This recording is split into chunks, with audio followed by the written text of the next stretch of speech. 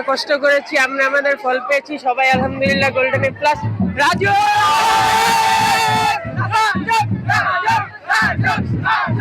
এক্সামের আগে এক্সাম যখন ওখানে তখন একটা নার্ভাস কাজ করতেছিল, তারপর রেজাল্টের আগে তো অনেক ভয় ছিলাম কি হবে কি হবে, তারপর রেজাল্ট হলো আলহামদুলিল্লাহ গোল্ডেন জিপিএ 5 পেয়েছি।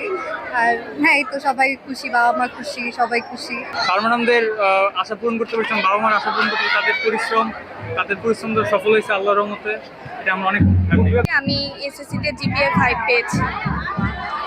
আর আমার এই ভালো রেজাল্টের জন্য আমার বাবা মা অনেক সাপোর্ট করেছে।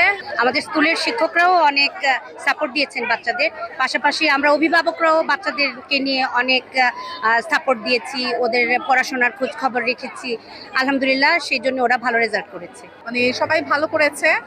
আর সবচেয়ে বেশি ভালো লাগছে যে সবাই সুস্থভাবে পরীক্ষাটা শেষ করতে পেরেছে এবং ভালো সবার রেজাল্ট মোটামুটি আলহামদুলিল্লাহ ভালো হয়েছে। মোটিভেশন ছিল এবং ওরা অনুপ্রাণিত হয়ে ভালোভাবে পড়াশোনা এবং প্রস্তুতি নেওয়ার কারণে এই রেজাল্ট করা সম্ভব হয়েছে। প্রতিদিনের ওদের প্রতীক্ষার যে ফলাফল সেটা আজকে পেয়েছে।